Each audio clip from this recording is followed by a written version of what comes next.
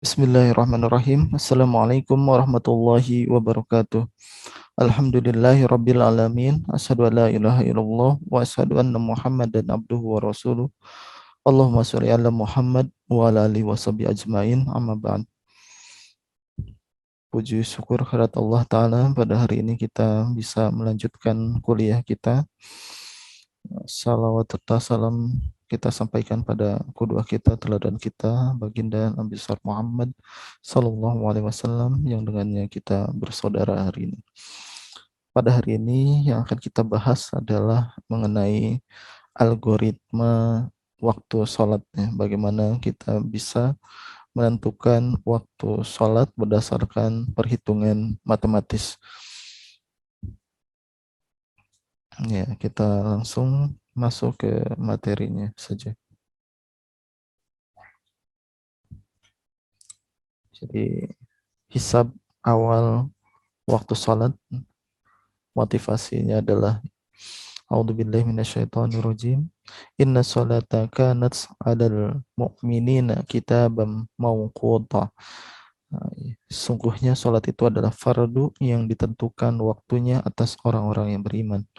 Jadi waktunya tertentu, ada dalam ayat-ayat yang lain dalam Al-Quran maupun diperjelas melalui hadis Nabi Shallallahu Alaihi Wasallam. Kemudian mengenai waktu sholat ini, dalam peradaban Islam, yang para ulama terdahulu membuat perhitungan hisab, ya, untuk dapat menentukan waktu sholat atau jadwal waktu sholat.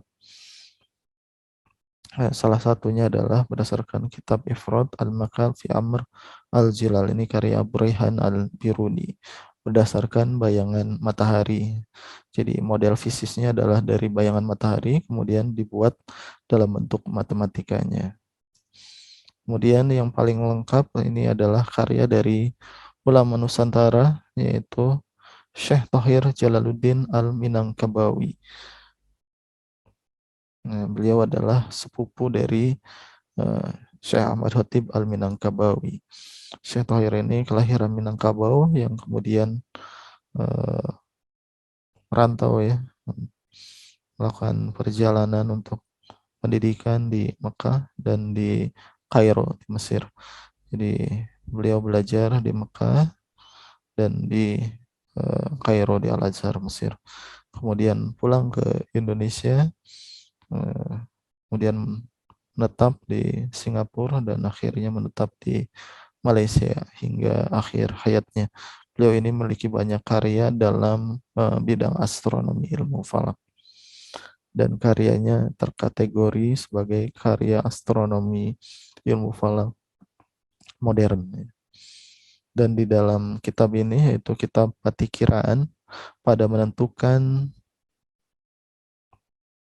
waktu yang 5 dan hala kiblat dengan logaritma, ya, di kitab tersebut Syekh Tahir Jalaluddin memperkenalkan metode trigonometri bola dalam menentukan waktu sholat.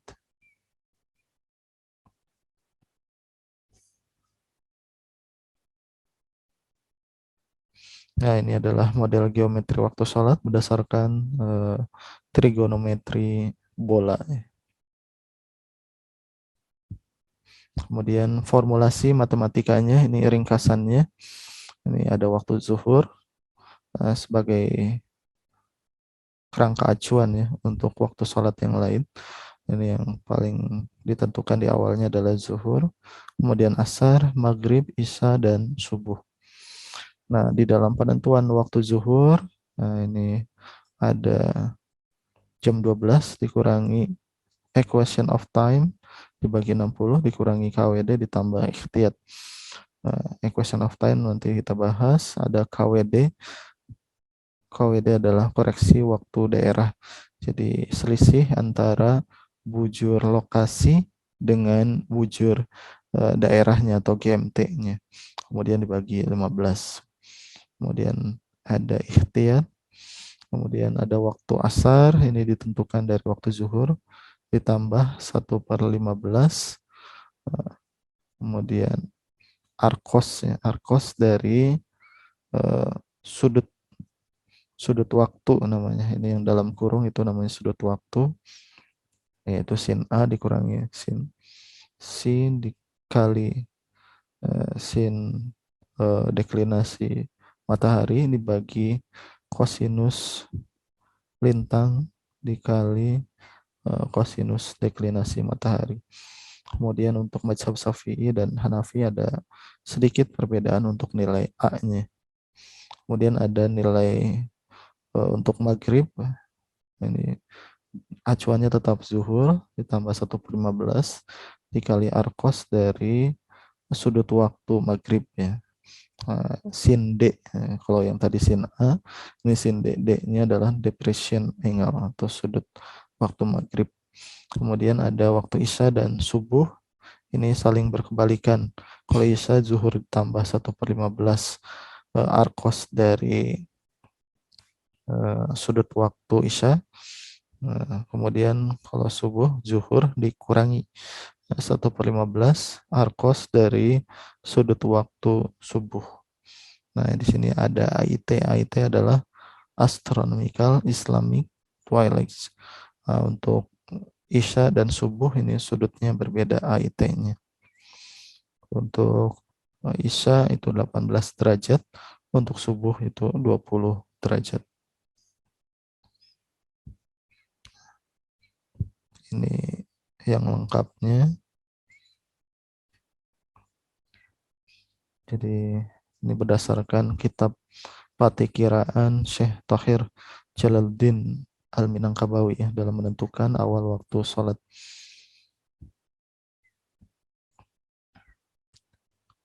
Nah, kita masuk ke besaran-besaran yang dibutuhkan. Di sini ada T, sudut waktu matahari. Kemudian ada H, tinggi matahari sesuai kriteria waktu sholat. Kemudian ada lintang lokasi, C ini. Kemudian ada deklinasi matahari, E-nya equation of time, MP meridian pass, KWD koreksi waktu daerah. Untuk KWD-nya atau disebut sukatan massa oleh Setohir itu adalah selisih bujur lokasi dengan bujur GMT dari daerah lokasi beradanya. Kemudian dibagi 15. Nah, ini untuk waktu zuhur. Waktu zuhur itu pukul 12.00 dikurangi E/60 dikurangi KWD plus ihtiyat. E-nya sendiri di sini adalah equation of time. Equation of time.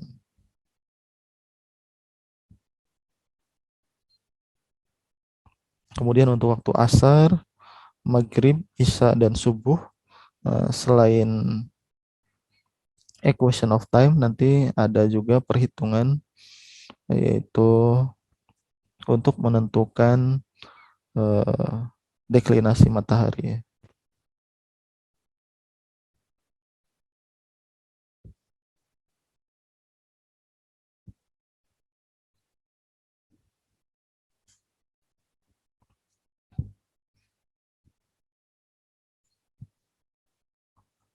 Jadi waktu sholat ini semuanya mengacu pada waktu zuhur ya.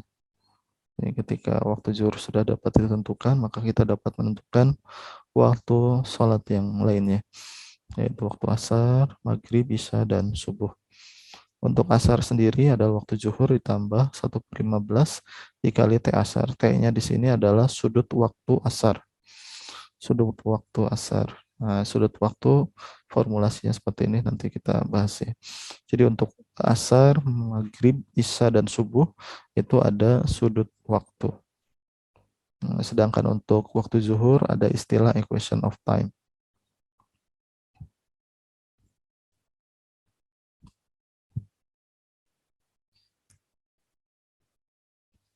Nah, kita akan melihat dulu definisinya. Jadi untuk sudut waktu yang tadi disebut sudut waktu asar, maghrib, eh, isya, dan subuh, ini sudut waktu didefinisikan atau istilahnya adalah fadlu ad-da'ir, itu merupakan salah satu parameter yang dibutuhkan dalam perhitungan awal waktu sholat. Sudut waktu ya. Untuk menentukan sudut waktunya sendiri, ini menggunakan trigonometri bola, yaitu berdasarkan aturan kosinus ya, aturan kosinus. Nah, aturan kosinus sama seperti ya, menentukan arah kiblat juga akan kita gunakan aturan kosinus juga ya di sini. Nah, untuk misalnya di sini adalah cos A besar, yang persamaan 2,1. Cos A kecil sama dengan cos B kecil dikali cos C ditambah sin B kecil dikali sin C kecil dikali cos A besar. Ini ilustrasi segitiga bolanya sama seperti penentuan arah kiblat. Nah, kemudian kita dapat menentukan cos A besar itu sama dengan cos A kecil dikurangi cos B kecil dikali cos C kecil dibagi sin B kecil dikali sin C. Yang A kecil, B kecil, C kecil ini adalah busur. Nah, kemudian ketika nilainya kita masukkan di sini, A-nya kita simbolkan dengan T atau waktu sudut itu sendiri. A kecilnya adalah 90 derajat min H atau ketinggian matahari. Kemudian B-nya ini 90 min C atau lintang lokasi atau komplement lintang lokasi. C-nya di sini 90 min deklinasi matahari. Nah, sehingga nanti kita dapat memperoleh sudut waktu. Di sini ada sin H, ini ketinggiannya tergantung kriteria waktu sholat itu sendiri ya. Ada asar, maghrib, isya, dan subuh. Ini beda-beda H-nya di sini. Kemudian ada sin eh, lintang lokasi dikali sinus deklinasi matahari dibagi kosinus lintang lokasi dikali kosinus deklinasi matahari. Ini adalah formulasi umum untuk menentukan sudut waktu. Nah, kemudian dalam kitab Patikiraan ada formulasi bentuk yang lain dari persamaan 2,4 dalam format yang sedikit berbeda tapi ekuivalen ya. Ini masih ekuivalen. Jadi bisa pakai yang manapun. Kemudian untuk deklinasi matahari sendiri itu disebut mil asyam. Ini dalam setahun dapat ilustrasikan seperti gambar ini. Dari 1 Januari sampai ya Desember ya tentunya. Kemudian ini adalah nilai deklinasi mataharinya, perubahan sudutnya. Nah, ini gambarnya seperti ini. Kemudian eh, kurva tersebut dapat dilakukan pendekatan berdasarkan persamaan matematika. Ini bisa disajikan dalam bentuk tabel ataupun persamaan matematika. Pada tahun 2012, Pak Dr. Rinto Anugraha dari Fisika UGM ini menyusun perhitungan deklinasi matahari berdasarkan algoritma Jahn-Meus. Untuk menentukannya perlu beberapa tahapan untuk menentukan deklinasi matahari. Yang pertama adalah penentuan Julian Day. Ini mengkonversi tanggal, bulan, tahun ya, ke dalam Julian Day. Kemudian ada sudut tanggal, ini T. Ini juga diperoleh dari 2pi dalam kurung JD min 245,154 dibagi 365,25. Ini nanti kita dapat sudut tanggal dengan pi-nya 3,14 sekian. Jadi yang langkah pertama adalah menentukan Julian Day. Dengan memasukkan inputnya adalah tanggal, bulan, dan tahun. Setelah diperoleh Julian Day, nanti kita dapat sudut tanggal. Dari sudut tanggal, kemudian kita masukkan ke dalam formulasi sudut deklinasi matahari atau mil asyam. Ini yang diperoleh dari karya tulis Pak Dr. Rinto Anugraha. Ini adalah sudut deklinasinya. Nah, dalam sudut deklinasi ini dibutuhkan nilai T. T-nya adalah sudut tanggal.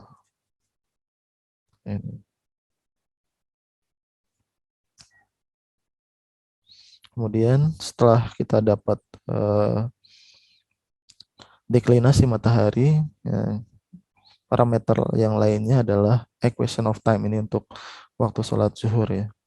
Equation of time ini didefinisikan adalah selisih antara waktu rata-rata transit matahari dengan waktu transit matahari sesungguhnya. Jadi waktu transit matahari yaitu waktu pada saat matahari tepat berada di garis meridian, yaitu garis tengah lingkaran langit yang menghubungkan titik arah utara, zenit, dan titik arah selatan. Ini equation of time, kurva equation of time itu bentuknya seperti ini. Jadi membandingkan selisih antara waktu rata-rata dengan waktu yang sesungguhnya. Equation of time. Ini kurvanya seperti ini. Kemudian Pak Rinto Anugraha juga tahun 2012 ini menyusun persamaan matematik untuk bisa mendekati kurva ini berdasarkan algoritma Jenius. Yang dibutuhkan untuk menentukan equation of time di sini adalah bujur rata-rata matahari, di sini disebut LO, kemudian ada nilai U juga.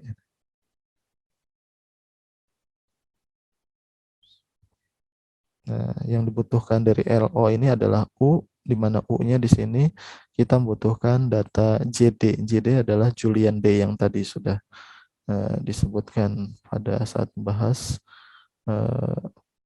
deklinasi matahari. Ini persamaan untuk menentukan JD 1720,994,5 ditambah integer 365,25 dikali years ditambah integer 30,60001 dikali mount ditambah 1 ditambah B ditambah D. D-nya adalah D tanggal, B-nya di sini adalah 2 ditambah integer A dibagi 4 dikurangi A dengan A-nya adalah integer years dibagi 100.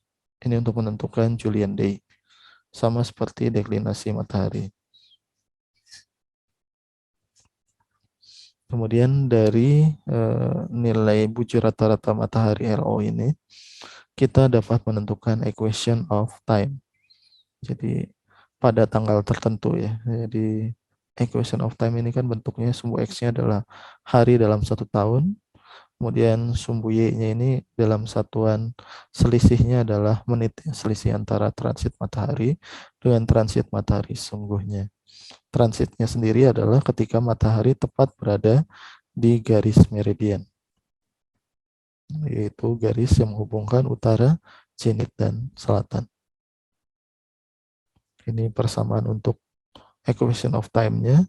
Karena di sebelah kirinya ada pengali 1000, maka nanti hasilnya pun dibagi dengan 1000. Agar satuannya nanti diperoleh dalam satuan menit. Jadi parameter yang penting dalam pengukuran waktu sholat adalah deklinasi ini sudut waktu. Di dalam sudut waktu ini kita membutuhkan deklinasi matahari. Kemudian di dalam penentuan waktu zuhur kita juga membutuhkan equation of time. Setelah kita menentukan parameter-parameter tersebut, yaitu sudut waktu, tinggi matahari, sesuai kriteria sholat, lintang lokasi, deklinasi matahari, equation of time, meridian pas, koreksi waktu daerah, barulah kita menentukan waktu-waktu sholat. Yang pertama tentu adalah zuhur. Ini acuannya adalah 12.00. Ini meridian pas dikurangi equation of time. Formulasinya tadi yang di atas disampaikan, kemudian bagi 60, kemudian dikurangi KWD, koreksi waktu daerah, tambah ikhtiyat. Ikhtiyat adalah bentuk kehati-hatian saja, nanti ada formulasinya, pembulatan dan penjumlahan menit dalam perhitungan ya, untuk kehati-hatian. Kemudian waktu asar ini ditentukan dari waktu zuhur ditambah 1/15 dikali sudut waktu asar. Sudut waktu asarnya sendiri adalah arkos dari ini,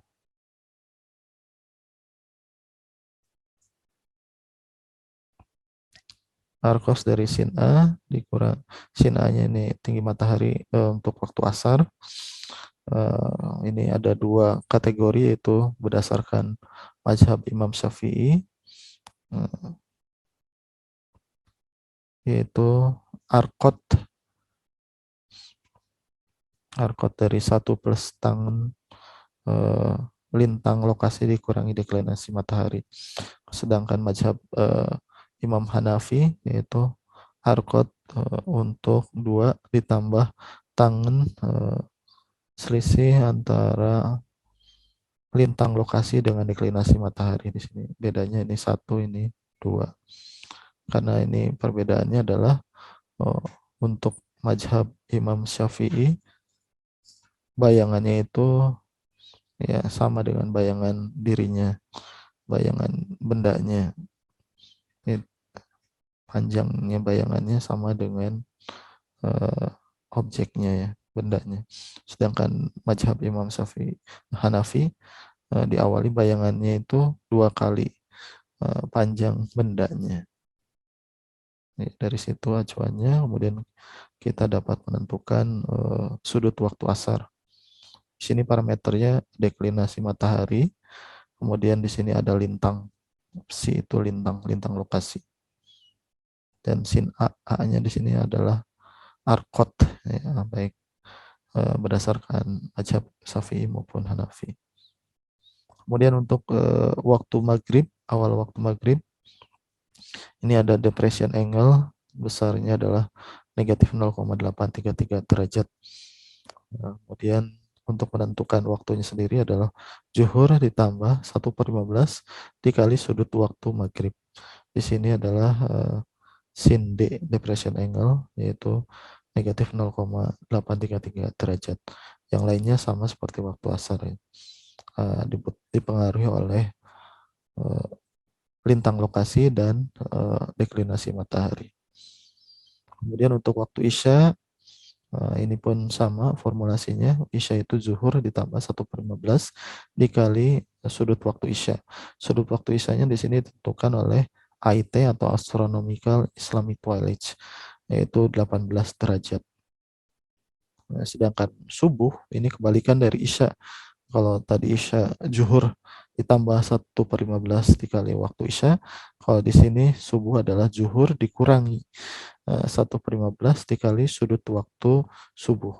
Dengan sudut waktu subuhnya ditentukan oleh AIT-nya di sini adalah negatif 20 derajat. Sedangkan yang lainnya sama ya, yaitu dipengaruhi oleh lintang dan juga sudut deklinasi.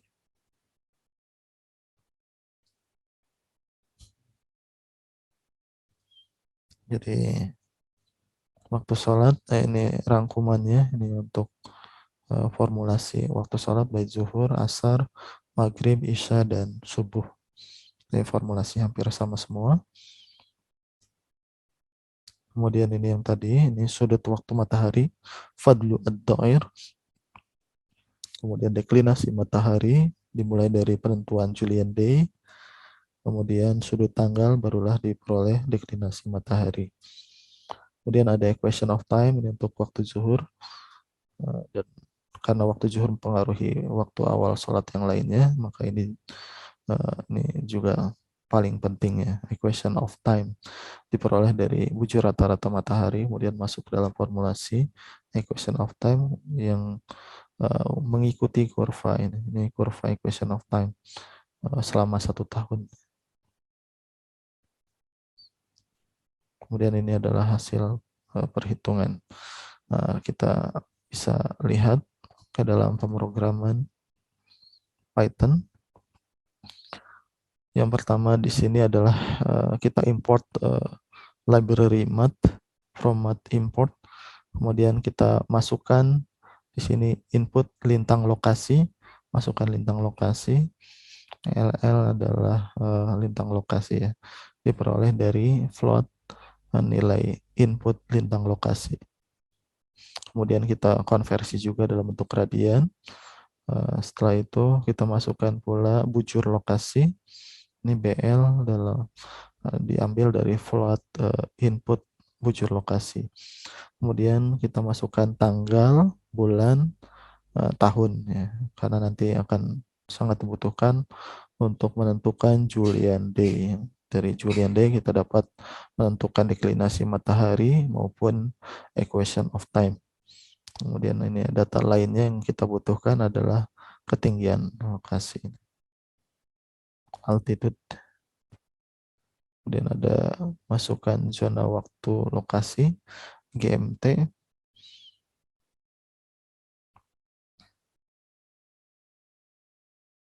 Nah, ini ikhtiyat untuk waktu sholat, ini beda-beda ya, masukkan ikhtiyatnya. Eh, ini rata-rata ya 2 sampai 4 menit. Ini hanya untuk kehati-hatian saja. Kemudian ini selisih imsak dengan subuh, selisihnya 10. Kemudian sudut subuh ini 20, sudut isya ini 18, sudut duha itu 4,5.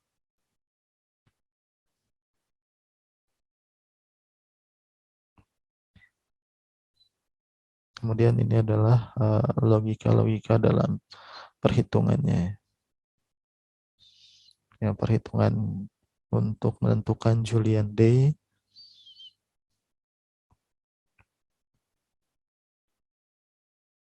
Dari Julian Day kita dapat U, dapat bujur rata-rata matahari, dapat DM di sini deklinasi matahari. Kemudian EOT adalah equation of time yang tadi formulasinya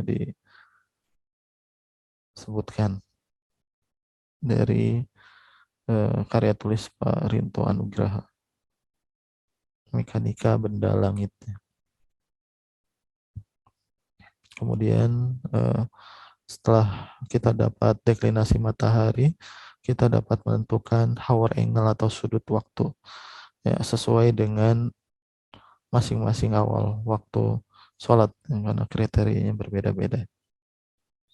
Kemudian untuk waktu zuhur ada transit matahari, TM itu 12, nah, ditambah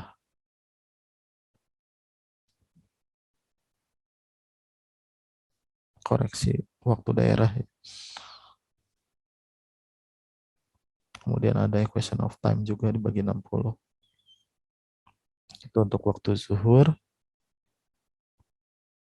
Kemudian ada waktu asar, waktu zuhur, kemudian ditambah dengan sudut waktu ya. Sudut waktu asar. Waktu maghrib juga sama, waktu zuhur ditambah sudut waktu maghrib. Di sini ada 0,8333 nih depression angle untuk maghrib.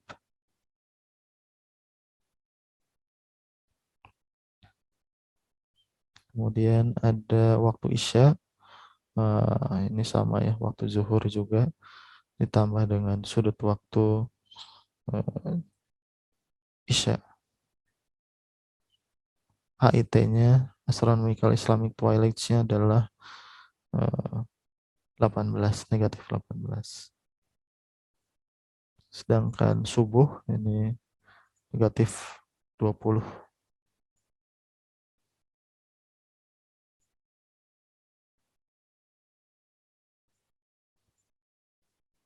Dan seterusnya ini sudah ditambahkan dengan waktu imsyak, waktu duha.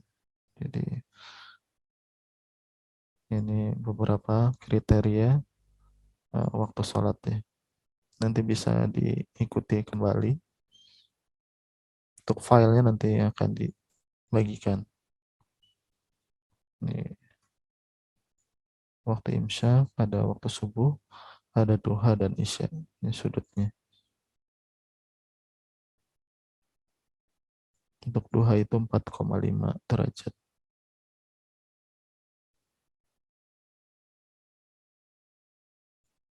Ya, kemudian kita coba running.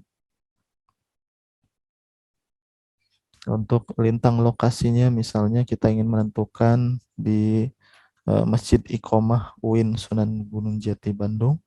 Di lintang lokasi, kita masukkan di sini. Kemudian bujur lokasi. Ini dari Google Map ya. Kalau kita punya GPS sendiri atau di handphone juga bisa. otomatis. Kemudian kita masukkan awal tanggal, misalnya dari tanggal 1, akhir tanggal misalnya sampai tanggal 31, bulannya misalnya bulan 1 Januari, kemudian tahunnya misalnya tahun 2022. Kemudian masukkan ketinggian kota Bandung misalnya 768 meter di atas permukaan laut. Kemudian zona waktu GMT-nya untuk Bandung itu masuk ke GMT 7+7. Maka akan diperoleh ini adalah awal waktu sholat dan waktu yang lainnya ya. Dan dimulai dari imsak, subuh, terbit matahari, kemudian duha, zuhur, asar, maghrib, dan isya. Dari tanggal 1 sampai tanggal 31.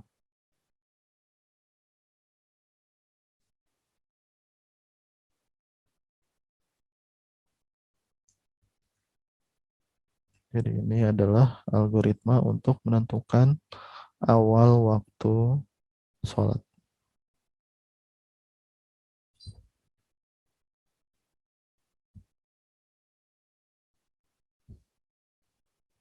Kemudian di sini juga ada konversi-konversi ya, dari desimal ke heksadesimal.